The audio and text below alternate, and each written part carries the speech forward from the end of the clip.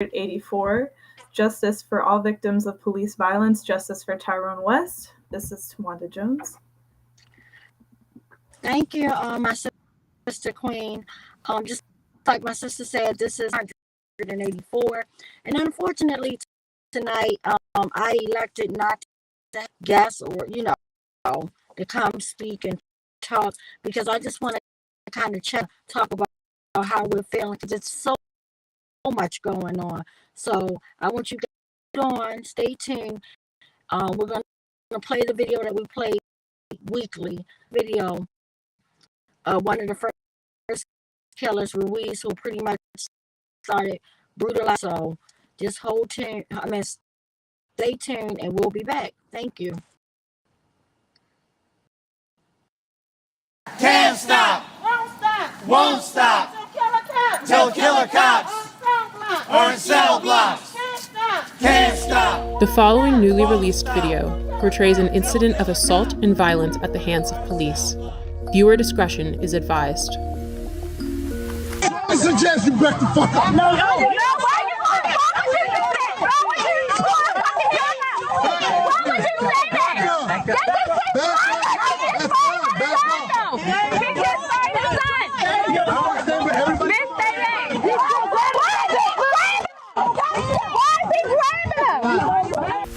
This is Baltimore City Police Officer Jorge Bernardez Ruiz. In a newly released video shot in 2016, Ruiz is seen with his knee on the back of an unknown man with a gun pointed at the man's head. His message was a clear one: concerned onlookers, adhere to my dictates or else.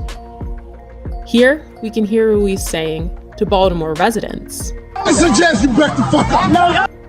It is documented that Baltimore police officer Jorge Bernardez Ruiz is a repeat violent offender, even without access to all complaints against Ruiz, undisclosed by BPD Internal Affairs records.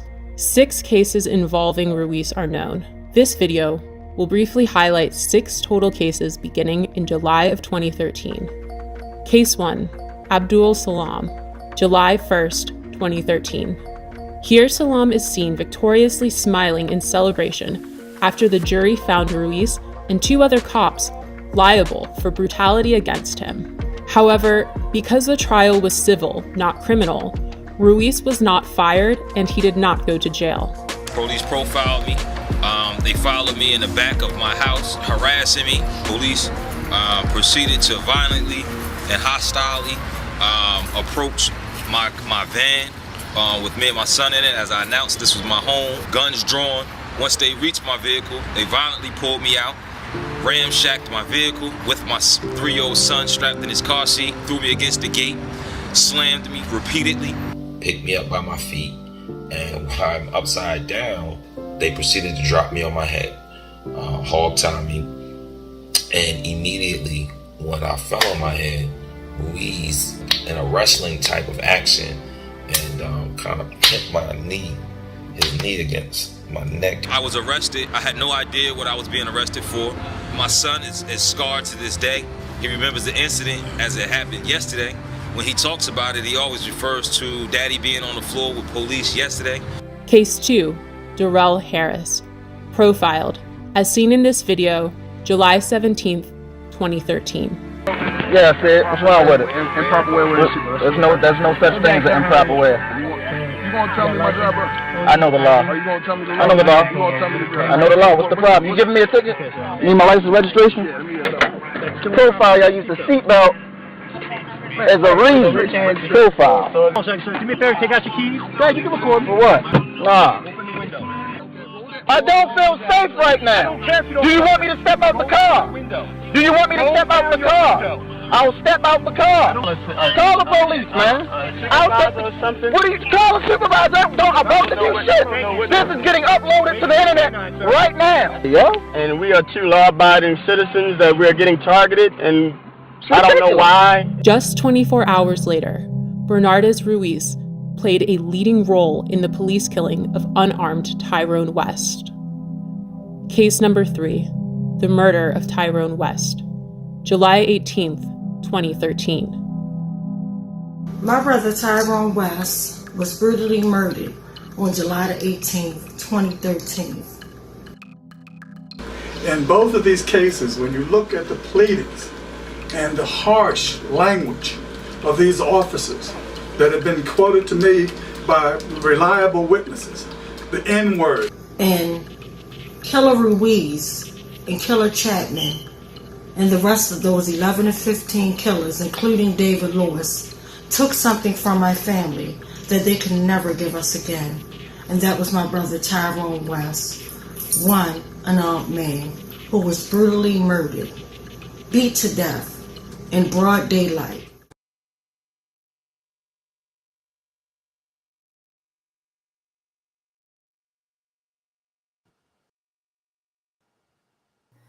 Tawanda, it's all you. Mic check. Thanks everybody for tuning in tonight. I stated when we first came on, I stated that we elected not to have any, because I kind of just want to talk about, or have the main focus be about just going on. And as you, if this is your first time watching it, the Killer Ruiz, one of the 17 killers that murdered my brother, arrived on the scene and to actually cause everything to happen the way it happened. But I'm just thinking about just fighting for 9, not really even having a real chance to actually grieve. That's again, I want to emphasize the importance of self-care. There's so much happening right now. Like it's like you can't balance it out. It's just like sitting around one thing that's not going so well, So I just wanted to let you guys know, self-care. Don't take care of yourself. You cannot take care of anyone. Like I said, situations be tossed at us unexpectedly. I just wanted to let you guys know self-care is very important. I'm kind of working myself that self-care is very important, and just trying to other,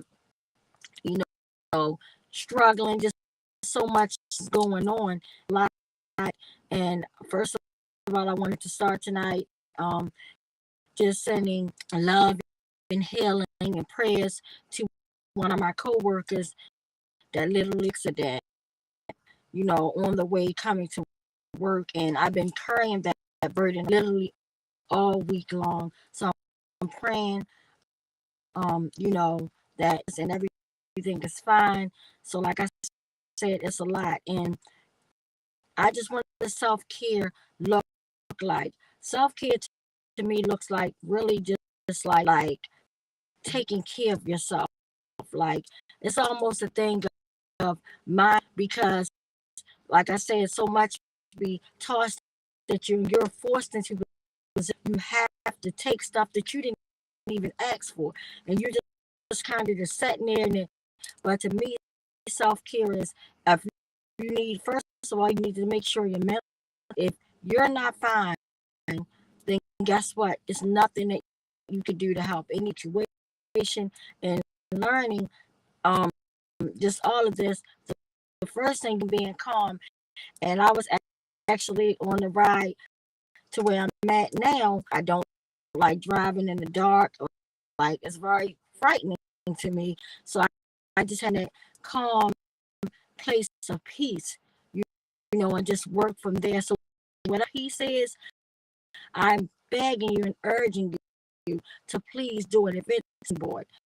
And I remember one of the things that my brother told me was his, he would like to do a part of his self-care. He would go and he would draw beautiful images, and that kept him together. No matter, he just go and pull out, all of his art stuff, and literally just, so whatever that, place of peace is fine. It could be medicine to music, whatever brings you joy. It could just be hugging up on ones, right? Whatever it is, it could be praying, whatever it is, it could be gardening. it is that brings you that sense of peace, please just work it. Things break out when all hell just literally breaks out of the blue. So don't let that consume you. I know that's easier said than done. Blessings, think of all the good things. And it's pretty much, to me, mind over madman, like with the community violence. It's so disturbing. And I'm seeing on a daily basis so many babies are actually taken or being took. It's just so sad. That's why I really don't even like the news or even get on social media, because it becomes too much. So when you get in that overwhelming space or place, you need to know how to, by all means. No one's going to protect your peace but you. Just remember, gatekeepers of your peace. When your cup gets up to the point that you might have to jump off of social media. You might have to, and if you're dealing with a negative person in a negative relationship, you might have to block them out dealing with them, because nothing is worth your peace. Nothing is worth your peace. Like I said, it's a lot happening, so much. But at the end of the day, if we can't control anything else, the way we perceive things, and we control the way what we put out into the atmosphere. To me, my mom always taught me, sometimes it's just have to always be the one doing all of the talking, but you can just, a person don't even want your opinions when they're going through something and they're trying to vent. And I urge everybody, if you're going through something, maybe you might want to journal, find you peace, like I said, work it. But it's not good to hold, and it's just too much. It's almost like a computer. You will crash. You will have, you keep on consuming things, so it's best to just kind of let things out, let things pretty much in a respectful, peaceful way. If you're not liking something, you don't want those issues addressing you. Again, I'll say, excuse me, Tawanda. Not want those. Excuse me for a second. Your voice is a little crackly, and you froze one time. Mm-hmm. Is it possible to find a spot where you get more bars on the phone, and meanwhile, Rachel can read the letter about the case of brutality in PG County? Well, I don't think I can find another spot, but I'll keep on working what's going on. So yes, so I'm going to hand it over to Rachel so that way she can read letter from PG County. Stay tuned. Thank you. Here, let me put this on for now. So I'm going to be reading a letter from Court Watch, Prince George's County, to the Colonel Gerard Towers, Chief of Police, and Malik Aziz, also Chief of Police. It reads, Dear Chief Towers and Chief Aziz, Court Watch PG is a community-based program with the goal of ensuring that all officials within the Prince George's County judicial system are aware of and acting in accordance with Maryland Rules 4216 and 4-216.1 and the U.S. Constitution. Those facing charges, especially our Black and Brown community members, are frequently subject to unequal, unfair, and inhumane treatment by actors within the criminal system. Court Watch PG is observing and challenging this treatment and advocating for all members of the community. We are writing to you with concerns about an aggressive arrest and gross disrespect on the part of one of your officers. Community member Abraham Gomez was heard on case 2E00717-236 before the Honorable Stacey Maria Cobb Smith on October 11th, 2022, for an alleged shoplifting from a mobile phone store. Mr. Gomez was represented by Public Defender Sean Link. Attorney Link reported that no merchandise was found on Mr. Gomez. He further pointed out that the police suggestion that he sold it quickly does not add up, since he only had $10 cash on hand. We obtained the statement of charges and confirmed Attorney Link's statement. Judge Cobb Smith released Mr. Gomez on his own recognizance. We are concerned with the behavior of Officer Salzano for several reasons. First, when the complaining witness identified Mr. Gomez, Officer Salzaro describes in the SOC an escalating aggressive confrontation with Mr. Gomez, during which he attempted to obtain his name, patted him down, called for backup, and did a takedown to knock Mr. Gomez off his feet. An ambulance was called to the scene, and even though Mr. Gomez refused to be seen by the EMT, he may have suffered injuries during this incident. Mr. Gomez allegedly refused to give his name or comply with the officer to stay seated and was arrested.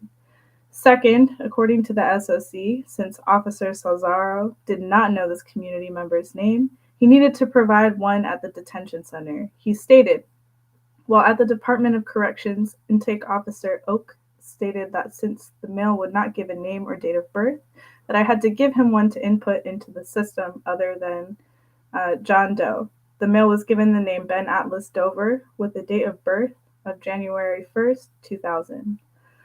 Ben Dover, seriously. Court watchers were disgusted that an officer of the law would use such a juvenile, unprofessional, and disrespectful alias, which only seemed chosen to publicly humiliate a community member.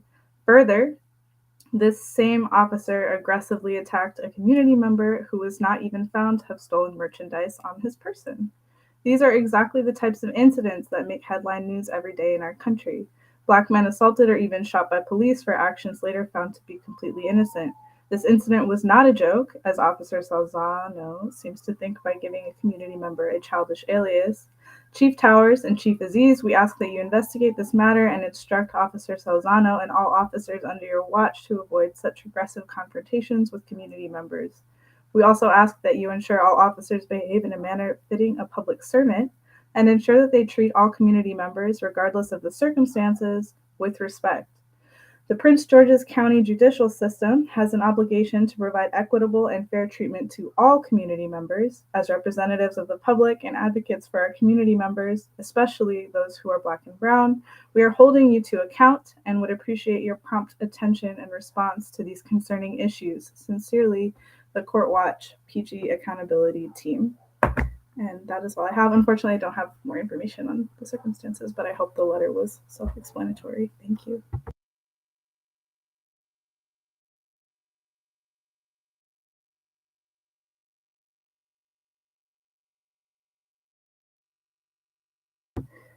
Tawanda, I'm not sure. Oh, she is currently not on. So give us a moment, please, while we sort out our technical issues.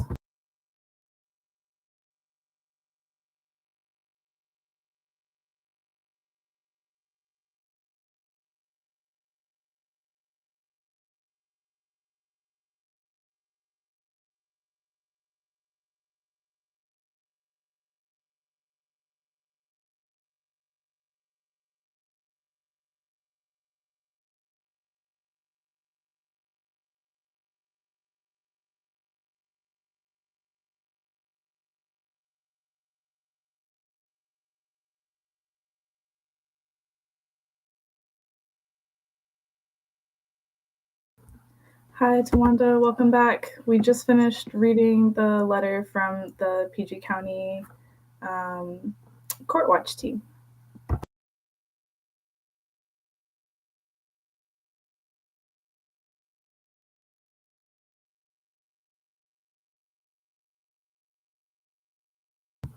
If you're speaking, we're not able to hear you right now.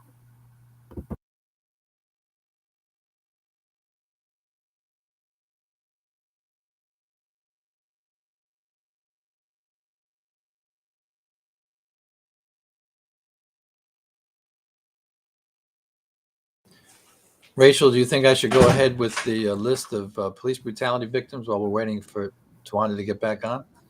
I think let's give it one more minute. All righty.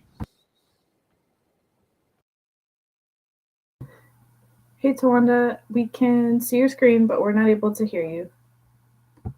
Okay, now we can see you.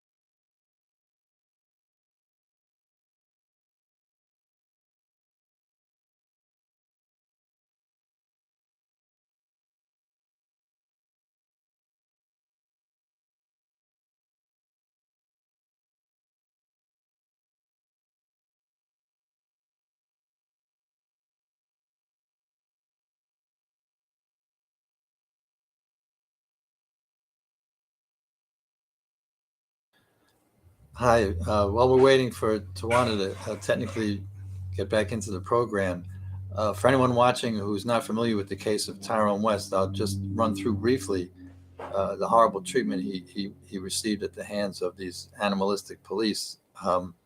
It was July the 18th of 2013, and he was giving an acquaintance a ride. He had borrowed Tawana's car to do that, and it happens to have been a Mercedes, and that may have played a role in the racist minds of those police in deciding to stop him. At any rate, they did a traffic stop for no particular reason, as has been the case with these police, as you saw in the video earlier in that part of the city and elsewhere too.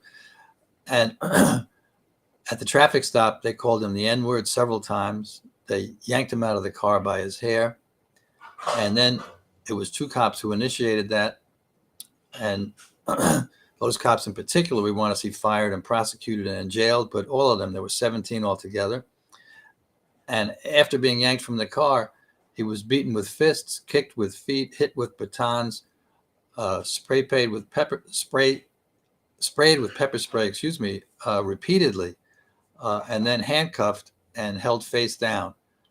And finally, after all of that, being severely physically mistreated, a very, very heavy police officer sat on him, very similar to what happened to George Floyd, with either his knee in his back or his knee in his neck. I'm not sure exactly. And they stole Tyrone's life. And since then, since 2013, the summer of 2013, the family of Tyrone West has admirably held an on-the-street rally or an on-the-screen rally like this every single Wednesday. And tonight, as you know, we're up to 484 of these weekly rallies. Phenomenal effort, something that we can all take inspiration from. And I'm very proud to play a little role in all of this. And Tawana's to be highly credited with leading this work nonstop. And it's important work. Unfortunately, tonight she's having some difficulty with the technology. And if she's not able to get on soon, I think we'll probably go to the list that we generally read of victims of police brutality who died at the hands of the police and very recently around the country. We also generally read a list of people who died from community violence, but those names, the most recent names in Baltimore, have not yet been released, so we won't be doing that this evening. I'm going to get off the air for a moment. We'll see how we're doing with Tawana's connection.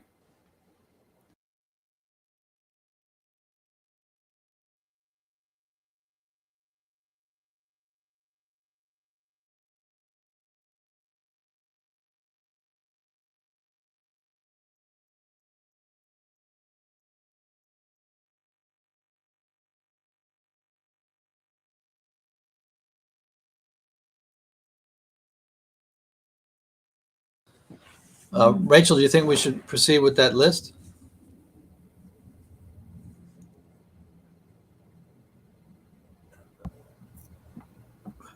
Are those the people that are listening?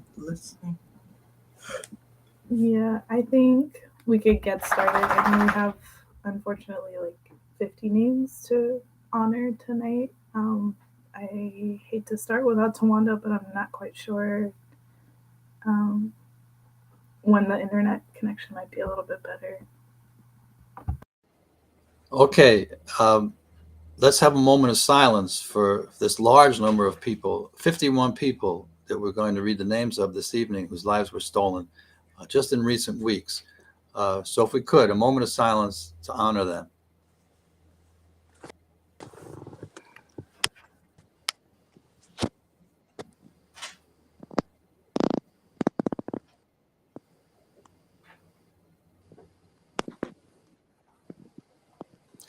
Thank you, everyone. Now, the names that we're going to uphold tonight were killed by police between October the 4th and October the 27th, 3 weeks and a day or two, totaling 51 lives lost. Horrific. And so I'm going to go through them. And the reason we do this is to make it very clear to everybody how this is a pressing, ongoing concern. It's not something just in the past. First for this evening is was killed by the police on October the 4th, 33 years old. It was in El Paso, Texas. Manuel Moran. Manuel Moran. Manuel Moran. Oh, good. You're here. Very good. On October the 5th in Baytown, Texas, 33 years old, Ron Welch. Ron Welch. John Welch. In Claremore. Oh. Wait, let me go back a sec. Ron Welch. Ron Welch. Ron Welch. Thank you. On October the 5th in Claremore, Oklahoma, we don't know the age, Bobby Johnston. Bobby Johnston. Bobby. Again, Johnston. on October the 5th in Port Neches, Texas, 56 years old, Ronald Burdine. Ronald Burdine. Ronald Burdine. I think we have this little delay for Brian. It's good to have you here coming in. So I'm just waiting each time to hear from you, and then I'll go on. On October the 5th, once again, Colorado City, Colorado, 51 years old, Troy Garcia. Troy Garcia. Again on October the 5th, this time in Springfield Township, Ohio, 38 years old, Jeremy McCracken. Jeremy McCracken. On October the 6th in San Antonio, Texas, 33 years old, Jonas Gonzalez. Jonas Gonzalez. Once more on October the 6th in Gulfport, Mississippi, 15 years old, Jaheim McMillan. Jaheim McMillan. Once more on October the 6th in Mesa, Arizona, 41 years old, Breen Rice. Breen Rice. In Lorain, Ohio, on October the 7th, 49 years old, Christopher Bogus. Christopher Bogus. October the 8th in Hamilton, Ohio, 25 years old, Stephen Jones. Stephen Jones. Stephen Jones.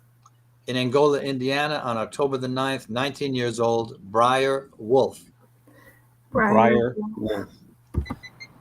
October the 9th in the Jenny Lind area of Calaveras County, California, 54 years old, David Arnold.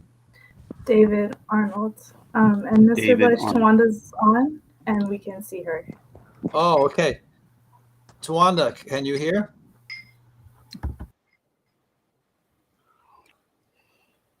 Sorry, I can't hear you. She just dropped off again. Sorry to interrupt. All right, so we'll continue with the list then. Mm-hmm. In Lumberton, Texas, on October the 9th, 62 years old, Johnny James. Johnny James. Johnny James. In McIntosh, Oklahoma, we don't know the age and we don't know the name. This person has not yet been identified. Killer cops and cell blocks. Ashe. Ashe. Thank you, Brian. On October the 10th in Las Vegas, Nevada, 44 years old, Christopher Smith. Christopher Smith. Christopher Smith. October the 10th in Clarksville, Indiana, 30 years old, Daniel Scott. Daniel Scott. Daniel Scott. October the 10th in Patterson, New Jersey, 33 years old, with a toy weapon, Hui Zhang. Hui Zhang. Yeah, first name Hui. Hui. And thank you. In Wilmington, California, October the 11th, this person has not yet been identified. Killer cops in cell blocks. Ashe. Ashe. Ashe. In Cherry Hill, New Jersey, October the 11th, once again, and once more, this person has not yet been identified. Killer cops in cell blocks. Ashe. Ashe. In Decatur, Illinois, on October the 12th, we don't know the age, Jamonte Neal. Jamonte Neal. October the 12th in Philadelphia, Pennsylvania, 19 years old, Raheem Lee. Raheem Lee. In Bristol, Thank you. In Bristol, Connecticut, on October the 12th, 35 years old, Nicholas Brutcher. Nicholas Rutcher. October the 13th, in Topeka, Kansas, 33 years old, Taylor Lowry. Taylor Lowry. In Windsor, Wisconsin, on October the 13th, the person who has not yet been identified. Killer cops in cell blocks. Ashe. Ashe. In Lake Charles, Louisiana, 31 years old, Christopher Ardoin. Christopher Ardoin. And we're only about halfway through this horrendous list of lives stolen by the police in a recent 3-week period.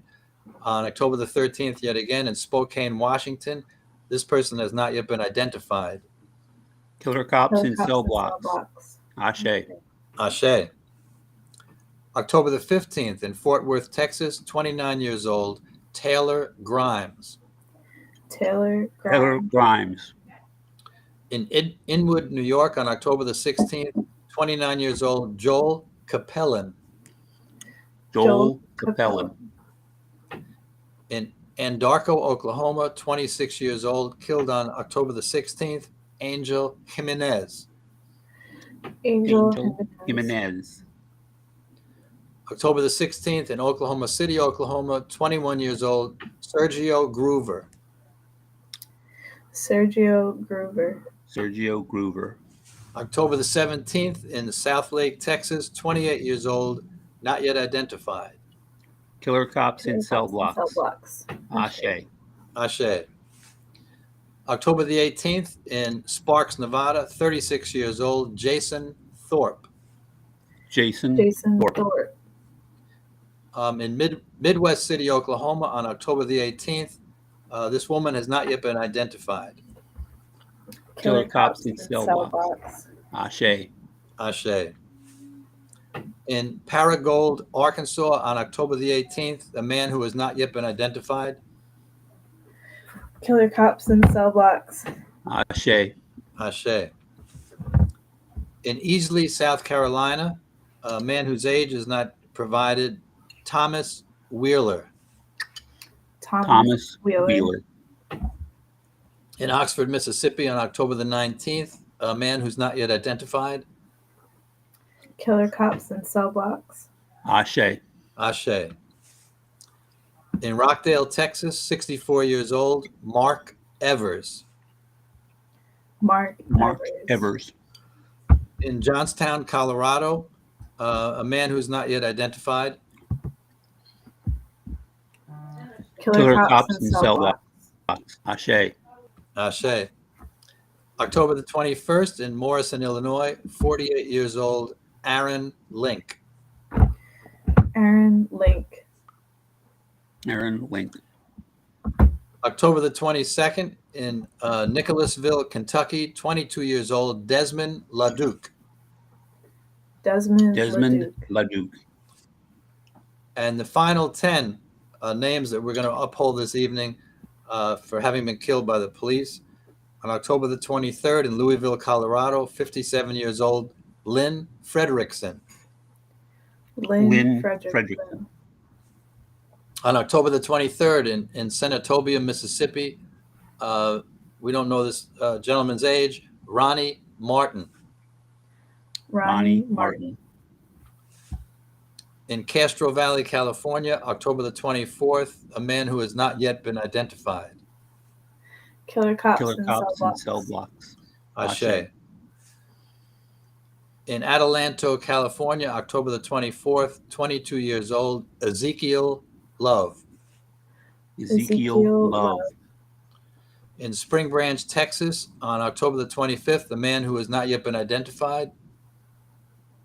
Killer cops in cell blocks. Ashe. Ashe.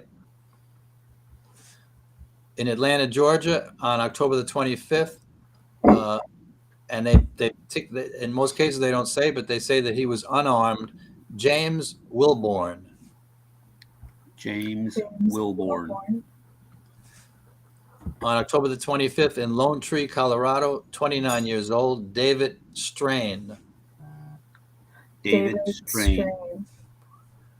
In Gillsville, Georgia, on October the 25th, 35 years old, Javier Solo. Javier Solo. Lone Tree, Colorado, on October the 25th, not yet identified. Killer Cops in Cell Blocks. Ashe. And thank you, Ashe. And the final person that will be upholding this evening, killed by police in this recent period, killed in Habronville, Texas, on October the 27th, 23 years old, Ivan Hinojosa. Ivan Hinojosa. Tawanda, have you been able to get back on? She says she's on the signal, and she says she has not been able to get on. She says she sends her love to everyone and thanks us for holding it down. All right. Well, our apologies, everyone who's watching online this evening. We don't have big funding like ABC and NBC and the cable stations and so on. And we do this with no budget at all. And therefore, our technology is not top notch. We hope in the future to change the power balance, and people that are doing the kind of work we're doing will, at that point, be able to do a much better job technologically. But in spite of that weakness, West Wednesday is waging a very important struggle. And we're going to close out this evening with the last half of the video about the one particular cop that played a leading role in the assault that stole the life of our comrade and friend. So let's go to that now. And I apologize that our program this evening is somewhat shorter than usual. And Mr. West begging for his life, and Mr. SALAAM begging for his child to be excluded and comforted from what was taking place. Not for himself, but for his 3-year-old child. Case number 4, ADIENA BRITT and family, September 10th, 2015. My name is ADIENA BRITT, and I wanted to submit a 30-second testimonial that Jorge Omar Bernardez Ruiz is one of the 11 terrorists that came into my house performing a home invasion in September 2015, terrorizing my entire family and even holding my 12-year-old son at gunpoint. He needs to be stopped. Case number 5, unidentified arrestee, assaulted in 2016. I suggest you back the fuck up. No, why you talking to me? Why would you talk to me? Why would you say that?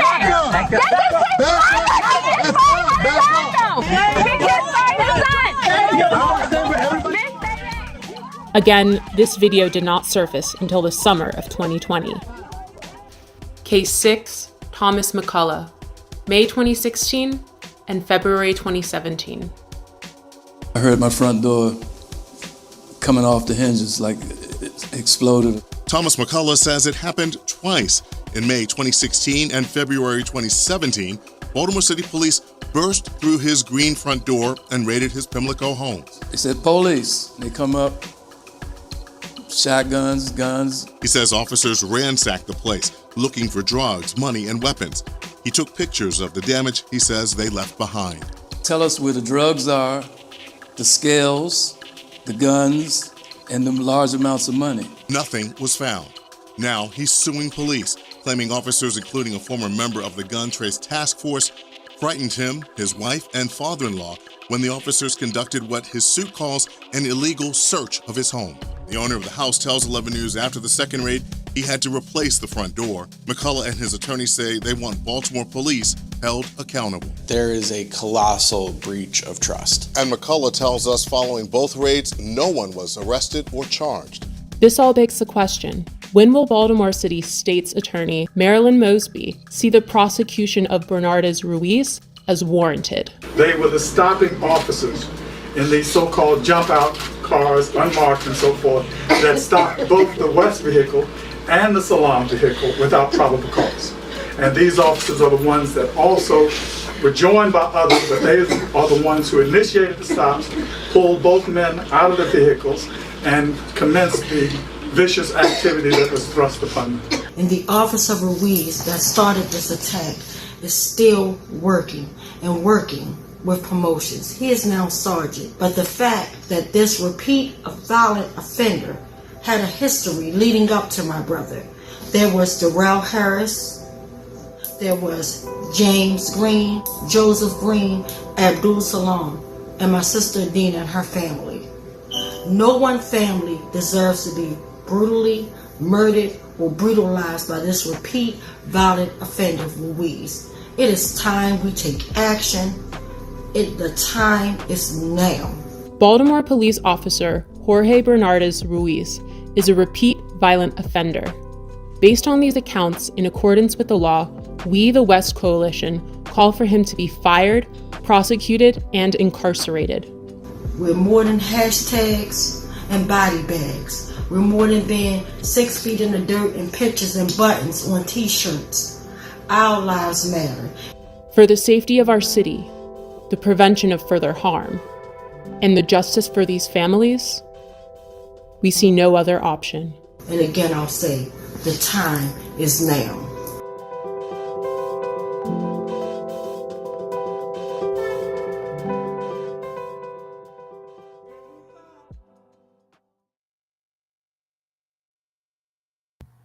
Hi Tawanda, welcome back. We just finished part 2 of the video.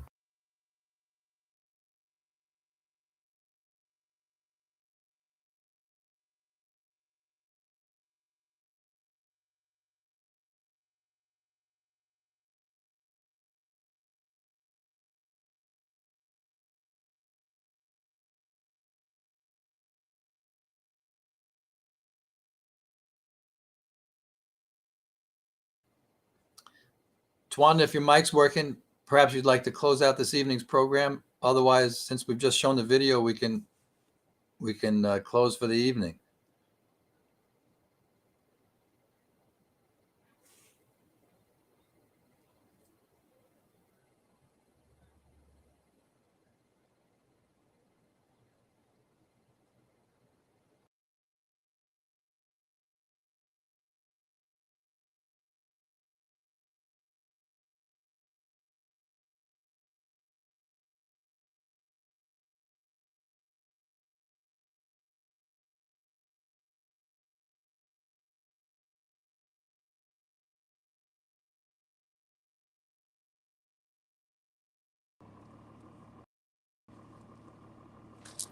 Hey Tawanda, we can see you now.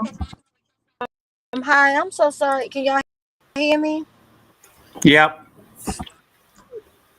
There's so many technical difficulties, and I'm glad my sister Dina sent me a tip on how to go, but keep going in and out. So I don't know how much y'all covered. Did y'all cover the name? Yes, we went through all 51 of the victims of police brutality.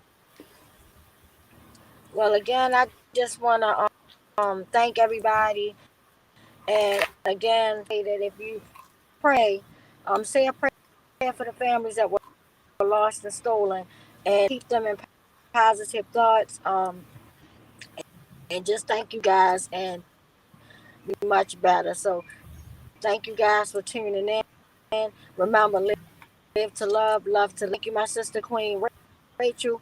Thank you, Uncle Bill. Thank you to the whole entire West Court, everybody that viewed, commented, shared, liked, subscribed, whatever.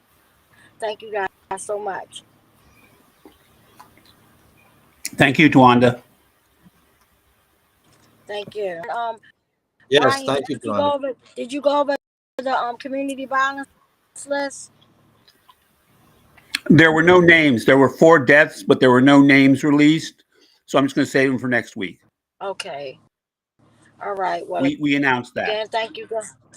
Okay, cool. Well, thank you for the technical difficulties. And see you guys next week. See ya.